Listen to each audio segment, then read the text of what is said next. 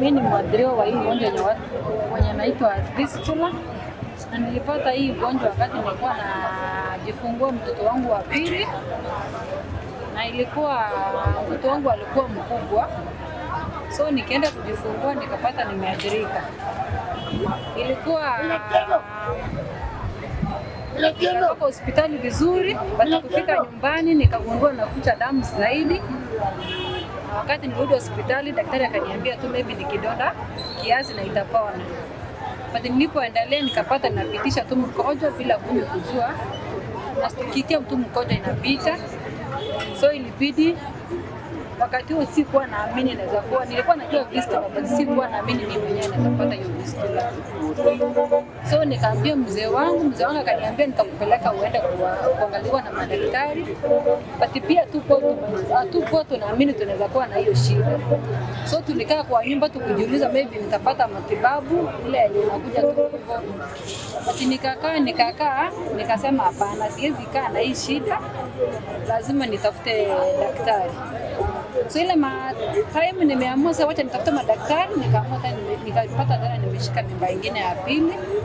Hii mimba ya pili, so kwenda nikasema hii kitu siwezi tena tibiwa sababu niko na mimba, maybe hata kuangaliwa huko chini, na ukiwa na mimba inaweza kuwa na shida.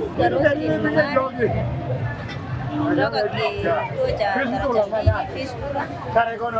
Mimi ni mmoja wao yule alikuwa na fistula wakati alikuwa anajifungua wangu wa mwisho.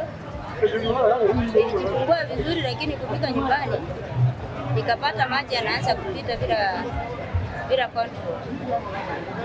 Nikaambia mzee wangu akapigia daktari simu akamwambia mrudishe kwa hospitali. Niliporudi kwa hospitali daktari aliniambia hiyo ugonjwa inatibiwa na sio ugonjwa, hiyo ni kitu inakuja wakati unazaa mtoto. Na waliniweka nyumbani sana, ndio sababu hiyo shida ilitokea. Nikakaa hospitali, nikatibiwa, nikarudi. Tangu siku hiyo mpaka saa hii naendelea kuwa vizuri. Naendelea kupata kazi, naendelea kufanya kazi yangu vizuri. Hata hiyo chama ya Daraja Mbili inatusaidia vitu vingi. Kuna msaada natupatia na tuendeleza maisha yetu. Navaa vizuri na hiyo familia yangu. Nitaenda safari, nitaenda shambani vizuri. Hata kazi yote nafanya vizuri. Naitwa Evelyn Sagana. Ninafanya kazi kwa shirika linaitwa Daraja Mbili Visions, na kwa hilo shirika kazi yetu ni kuhamasisha wamama juu ya nasuri, ambapo tunaeneza maneno juu ya nasuri na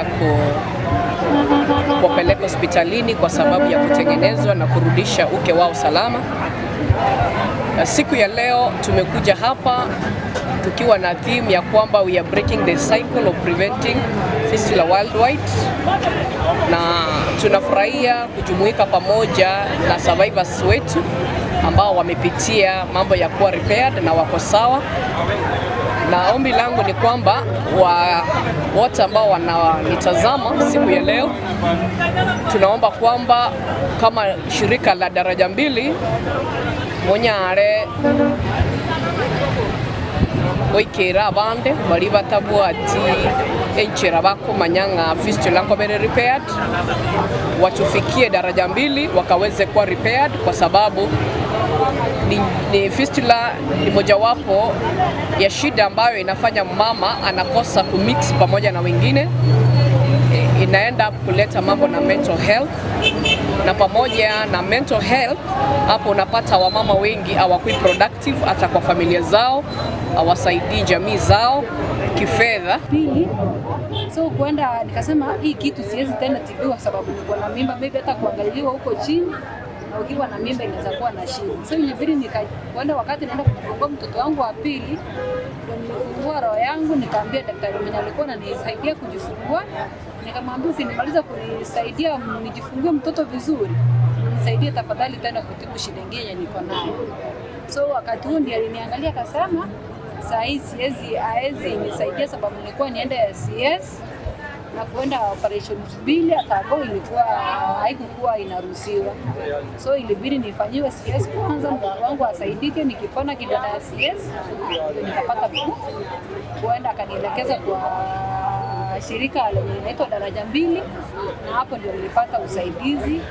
Hiyo usaidizi yote nilipata huduma za free, nilihudumiwa, sikulipata shilingi. Percentage ya wale ambao wamejitokeza, kwa sababu kwa Kisii County namba ambao tumetibu kufikia sasa inafika 1850 kitu hapo, 800 approximately hapo, na kutokezea hapo wengi wanatokea media. Vile tunaongea katika TV na radio siku ya leo, watasikia haya maneno, watajipeleka pale direct kwetu, kwa maana ya kuogopa kusema kwamba hapa chini ninapitisha maji ama ninapitisha choo ama hewa.